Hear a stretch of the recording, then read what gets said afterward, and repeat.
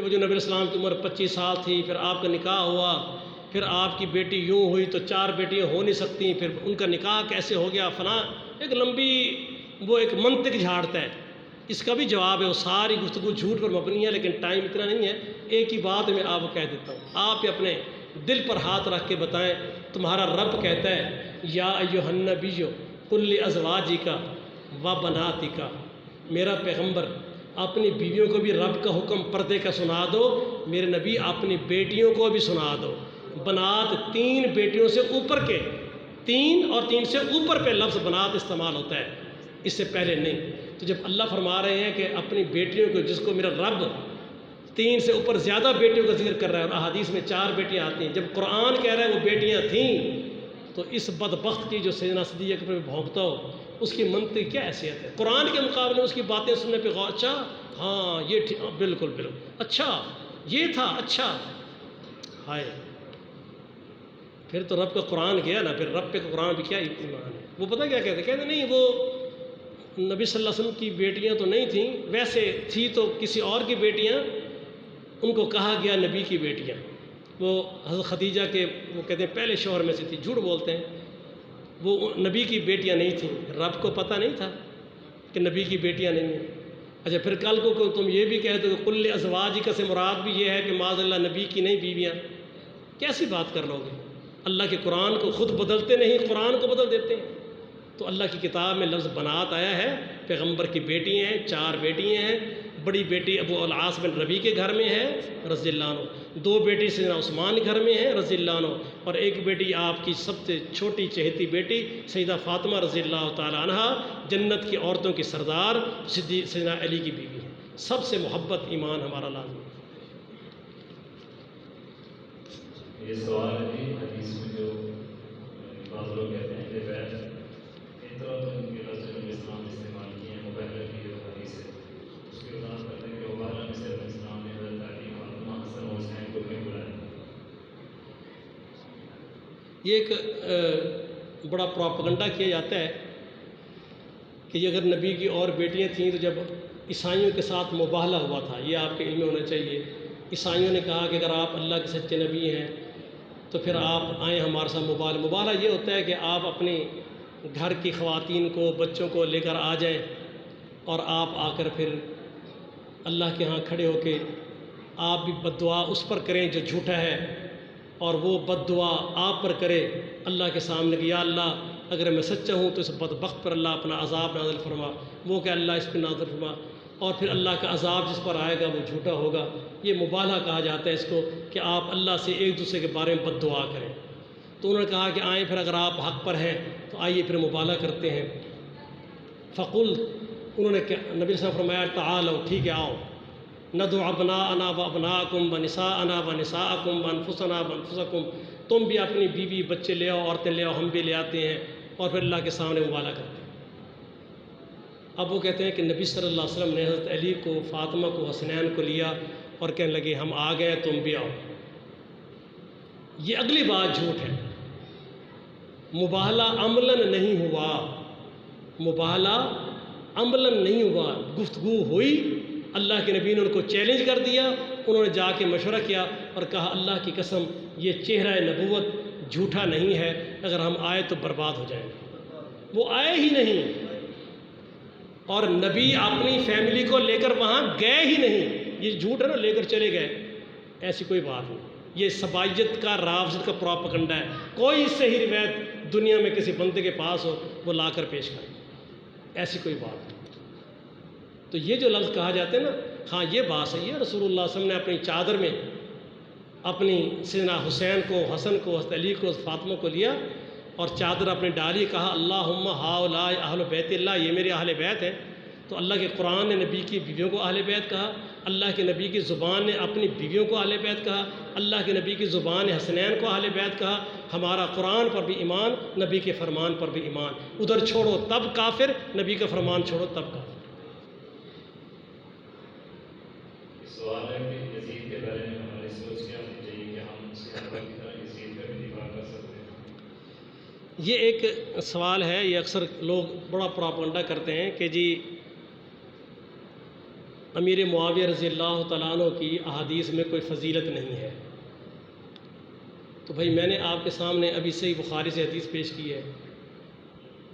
اب اندھے کو تو دن بھی چڑھا ہو تو اندھیرا ہی نظر آئے گا، اور جس نے دیکھنا میں نے بتایا کہ صحیح بخاری ہے، حدیث نمبر 2800 ہے، اور دوسری حدیث سیاستہ کی جامع ترمذی میں ہے، اور حدیث صحیح ہے. دور حاضر کی بھی اور سابقہ محدثین نے اس کو صحیح کہا ہے، کسی محدث نے اس پر ذوف کا فتویٰ نہیں لگایا. کوئی لگایا ہے تو لاؤ پیش کرو. اللہ کے نبی نے فرمایا اللہم اجعلہ ہادیا و مہدیا، اللہ یہ میرے معاویہ کو ہدایت پر قائم رکھنا، لوگوں کے لیے ہدایت کا ذریعہ بنانا، یہ لوگوں کے سامنے ہدایت کا مینارہ بن کے چلے.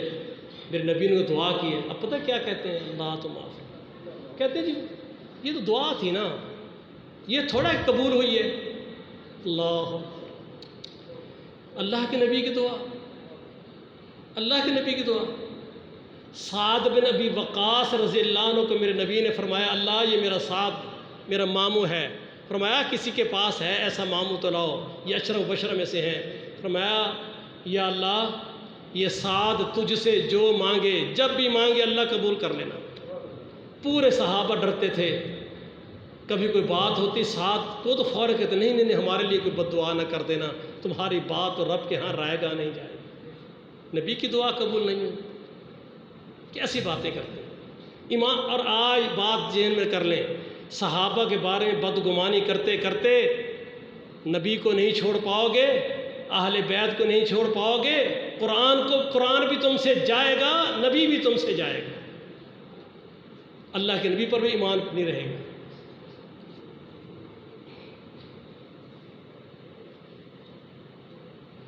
کہتے ہیں سیدنا علی رضی اللہ تعالیٰ عنہ کا موازنہ آپ حضرت علی سے کیوں کرتے ہیں؟ اللہ کی قسم ہے میں نے پہلے بتا دیا ہے، نبی صلی اللہ علیہ وسلم جو 4 صحابہ ہیں نا، ابو بکر عمر عثمان علی، خلفائے راشد جنہیں کہا جاتا ہے، یہ میرے نبی کے 4 صحابہ تمام جمیع صحابہ سے افضل و اعلیٰ ہیں.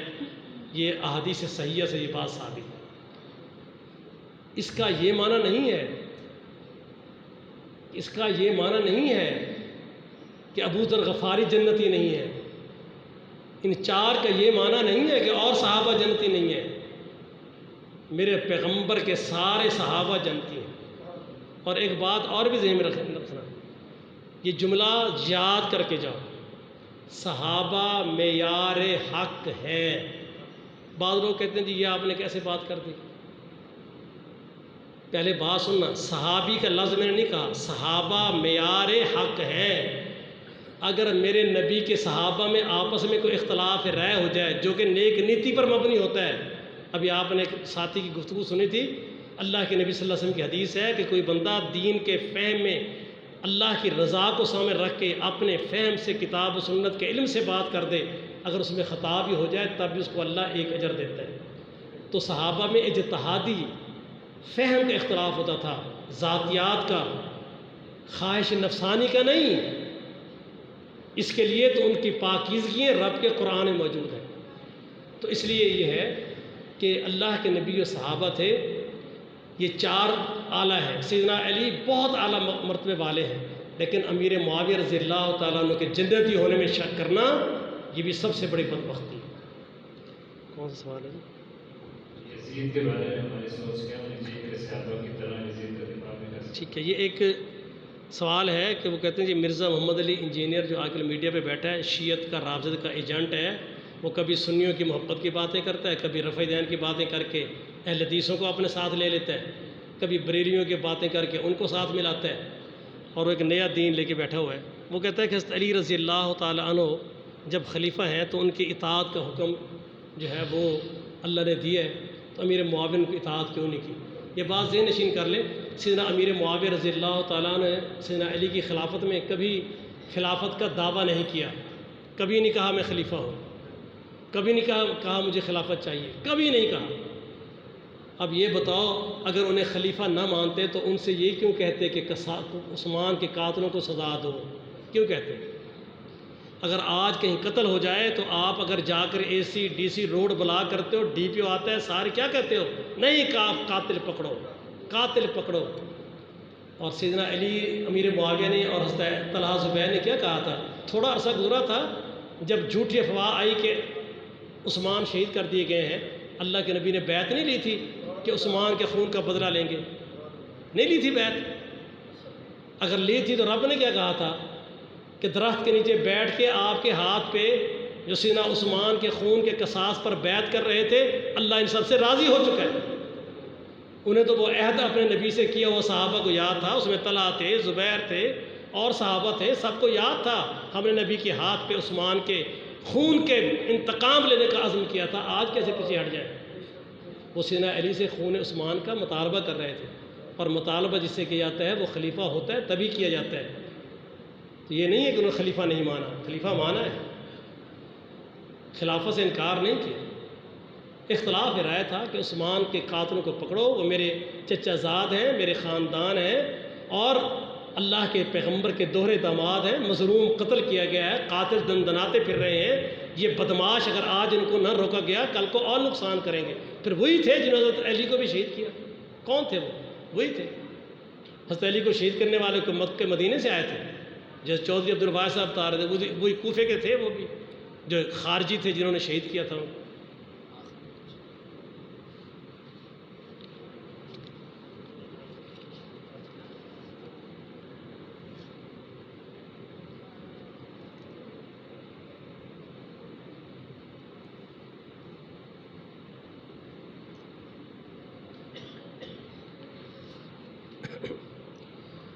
یہ کہتے ہیں کہ امیر معاویہ رضی اللہ تعالیٰ عنہ کا جو مقصد تھا وہ خلافت کا حصول تھا۔ یہ بات اصل میں بن نہیں رہی کچھ، یا تو سوال کرنے والے کو صحیح سمجھ نہیں آئی۔ جب مدینہ میں سیدنا امیر معاویہ رضی اللہ تعالیٰ عنہ نے ابن عمر کو دیکھ کر کہا تھا کہ نہ تم خلافت کے مجھ سے زیادہ حقدار ہو، نہ ہی تمہارا باپ، تو یہ بات سب سے پہلے غلط اس لیے ہے کہ یہ امیر معاویہ رضی اللہ تعالیٰ عنہ اس وقت خلیفۃ المسلمین تھے، آپ امیر المومنین تھے، اور یہ بات ابن عمر کو دیکھ کر کہی، یہ انجینئر صاحب کی اپنی بغض کی علامت ہے۔ صرف اتنی بات کی تھی کہ کچھ لوگ ایسے ہیں، اس میں نہ ابن عمر کا نام ہے نہ کسی صحابی کا نام ہے، فرمایا کچھ لوگ ہیں جو خلافت کے دعوے کر رہے ہیں، اور اس میں صحابہ کا کسی صحابی کا کوئی نام انہوں نے نہیں لیا، اور فرمایا کہ ہم ان سے ان کے باپ سے خلافت کے زیادہ حقدار ہیں۔ ورنہ حضرت امیر معاویہ تو حضرت عمر کے گورنر تھے، ان کی پوری زندگی میں ان کے وفات تک گورنر تھے شام کے۔ تو یہ الفاظ خود درمیان میں ڈالے گئے ہیں، نہ کہ اس سے مراد سیدنا عمر کے بارے میں ایسی بات تھی۔ کھانا لگا دیا؟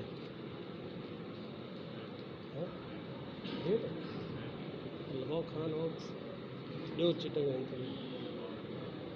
سوال ہے کہ اہل بیت کے لیے علیہ السلام کے استعمال ہم درست کیوں نہیں سمجھتے؟ اب ساتھی پیچھے والے آگے آ جائیں تاکہ باہر ساتھی کھانا بھی لگانا شروع کر دیتے ہیں، تاکہ قریب ٹائم ہو رہا ہے، پھر کھانا بھی کھائیں، نماز پڑھتے ہیں۔ دیکھیں بھائیو، ایک تو ہے نا کہ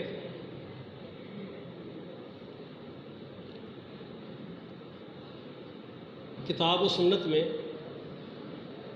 جو علیہ السلام کا لفظ معمول ہے وہ انبیاء کے بارے میں ہے۔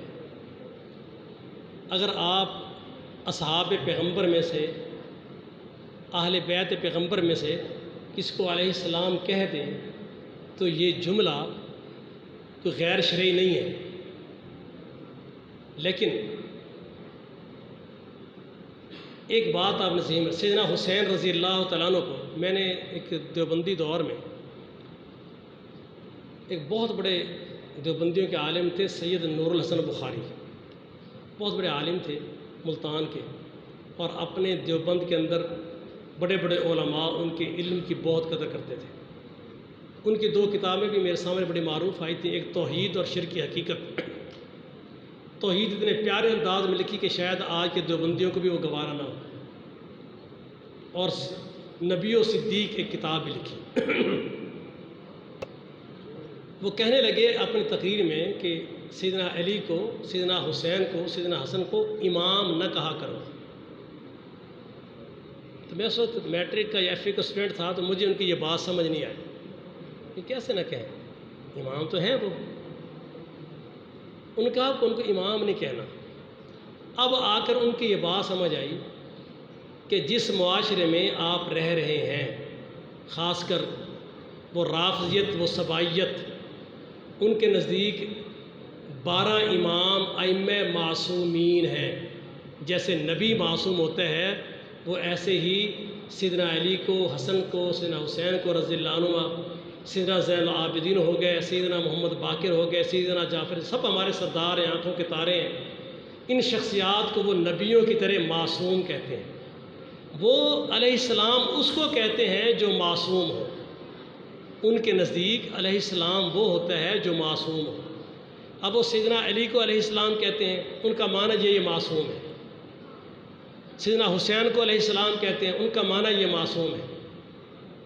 حضرت ابو بکر صدیق کو نہیں کہیں گے، سیدنا عثمان کو نہیں کہیں گے۔ اس لیے ہم علیہ السلام کی بجائے قرآن کا لفظ دیتے ہیں کہ قرآن پاک میں وسلام علی المرسلین، رسولوں پر سلامتی کا جو تمغہ ہے وہ اللہ نے رسولوں کے لیے خاص کیا ہے۔ سلام تو ہم اس پر بھی بھیج دیتے ہیں، لیکن یہ ٹائٹل خاص رسولوں کے لیے۔ رضی اللہ عنہم، اللہ ان سے راضی ہو چکا صحابہ سے۔ یہ بہت بڑا اعزاز ہے جو قرآن میں ہے، یہ صحابہ کے لیے۔ تو بعض علماء جو کہتے ہیں نا کہ انہیں علیہ السلام کی بجائے رضی اللہ، وہ اس لیے کہتے ہیں کہ انہیں رضی اللہ عنہ کہو، اللہ ان سے راضی ہو چکا، تاکہ معلوم ہو کہ یہ صحابہ ہیں، یہ معصوم نہیں ہے جیسے انبیاء معصوم ہیں۔ تو اہل تشیع کا جو معاملہ ہے وہ انہیں معصوم سمجھتے ہیں نبیوں کی طرح، جیسے وہ معصوم یہ بھی معصوم۔ تو اس لیے اہل سنت کو چاہیے کہ وہ لفظ رضی اللہ عنہ کہیں، علیہ السلام کہنا گناہ نہیں، لیکن رافضیت کے پراپگنڈے میں جان پیدا ہوتی ہے کہ یہ معصوم ہے، اس سے مشابہ سے بچنا چاہیے۔ ویسے علیہ السلام کو جملہ ان کے لیے کہنے سے کوئی گناہ نہیں ہوتا۔ یہ آخری سوال ہے کہ عمار بن یاسر کو باغی کو قتل کرے گا، اس سے بات کریں۔ صحیح بخاری میں حدیث ہے کہ اللہ کے رسول صلی اللہ علیہ وسلم فرمایا ایک دن عمار بن یاسر صحابی، عمار تو یہ باغی گروہ قتل کرے گا۔ صحیح حدیث ہے۔ سیدنا عمار بن یاسر رضی اللہ عنہ کو قتل ہی باغی گروہ نے کیا ہے۔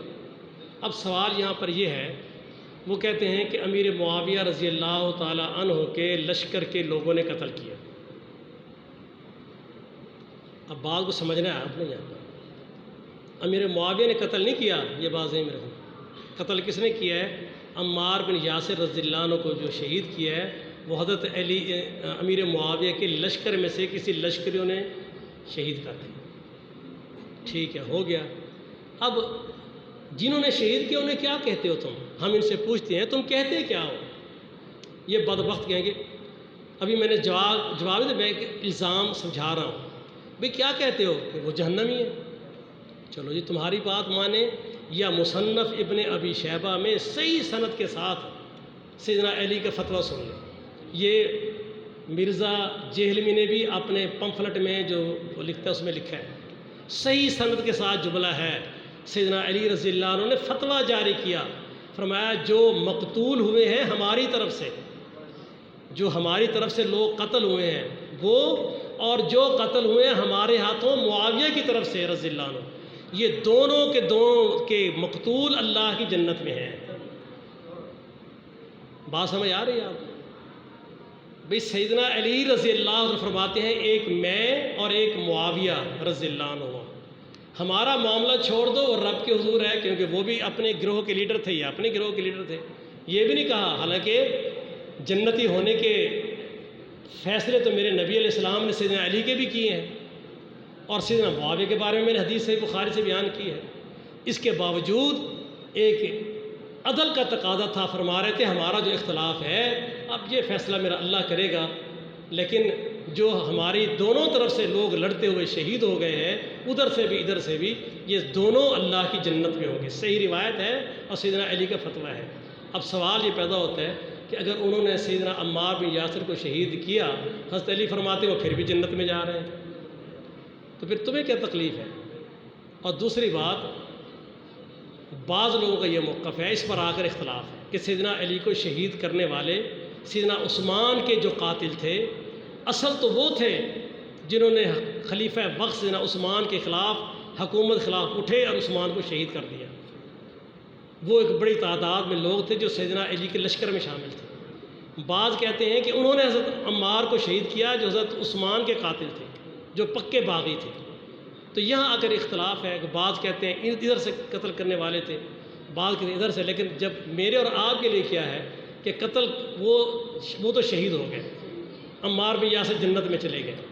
بلکہ ایک روایت مصنف ابن ابی شیبہ میں ہے، عبداللہ ابن مسعود رضی اللہ تعالیٰ عنہ صحابی رسول ہیں، ان کے ایک شاگرد ہیں، تابعی ہیں۔ جب یہ جنگ کے واقعات ہوئے تو وہ رات کو جیسے بندہ پریشان ہوتا ہے تو خواب میں دیکھ رہے ہیں کہ میں اللہ کی جنت میں پھر رہا ہوں۔ وہ کہتے ہیں میں نے وہاں پر غالباً جو میرے ذہن میں نام کی غلطی نہ ہو، حوشب اور ذوالقلع دو بندوں کے نام استعمال کیے کہ میں نے ان دونوں کو بھی اس جنت میں گھومتے پھرتے دیکھا۔ میں نے کہا یہ جنت میں کیسے آ گئے؟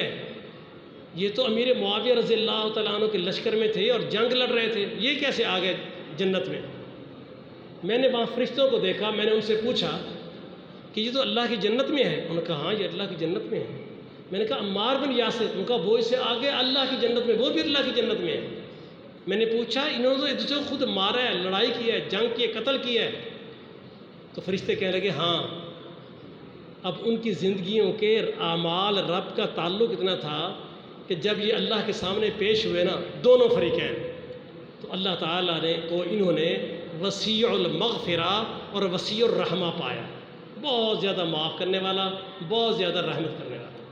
یہ نیک اور سارے لوگ تھے، آپس میں لڑ پڑے تھے، لڑانے والے پیچھے صبائی تحریک، جو یہودی عیسائی اور ایرانی جن کی حکومتیں بڑی بڑی سلطنتیں 900 سال کی حکومتیں مسلمانوں نے چھین کے ان کے تخت اپنے قدموں میں ڈال دیے تھے، وہ آرام سے بیٹھے نہیں تھے، وہ اسلام لبادہ اوڑھ کر مسلمانوں کو لڑانے میں شامل تھے۔ تو ان بدبختوں کی تحریک پر صحابہ کے بارے میں بزن نہ ہو۔ عمار بن یاسر رضی اللہ عنہ شہید ہوئے، ان کو شہید کرنے والے باغی ہیں، اور سیدنا عمار جنت میں ہیں، اور حضرت علی رضی اللہ عنہ فرماتے ہیں کہ دونوں طرف سے جو شہید ہوئے ہیں، دونوں طرف سے جو جنگ کرنے والے، لڑنے والے، شہید ہونے والے دونوں گروہ وہ اللہ کی جنت میں ہیں۔ تو جب سیدنا علی ان کو جنتی کہہ رہے ہیں تو بعد والوں کی بد نصیبی، انہیں کیا تکلیف ہے؟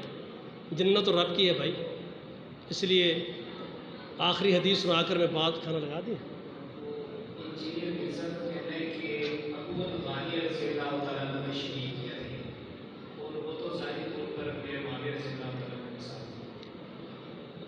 یہ ایک انہوں نے روایت پیش کی ہے جسے وہ کہتے ہیں بدری صحابی تھے۔ اب آپ یہ دیکھیں کہ وہ کہتے ہیں ابو الغادیہ ایک صحابی ہے، یہ بھی غالب مسلم احمد کو روایت پیش کرتا ہے، مستدرک حاکم کی وہ روایت پیش کرتا ہے کہ ابو الغادیہ صحابی ہیں، انہوں نے سیدنا عمار بن یاسر کو شہید کیا۔ سچی بات یہ ہے کہ یہ اس قسم کی روایتیں ہیں جن پر اعتماد کر کے ہم صحابہ کے بارے میں بدگمانی نہیں کر سکتے۔ ابو الغادیہ کون ہے؟ ابو الغادیہ وہ ہیں جو نبی علیہ الصلوۃ والسلام کے ہاتھ پر بیعت کرنے والے بیعت رضوان میں شامل تھے۔ یہ بات غور سے سننی ہے۔ بیعت رضوان میں جن صحابہ نے نبی علیہ السلام کے ہاتھ پہ بیعت کی تھی، ان صحابہ کے ہاتھ، نبی کے ہاتھ بیعت کرنے والے صحابہ میں ابو الغادیہ بھی تھے۔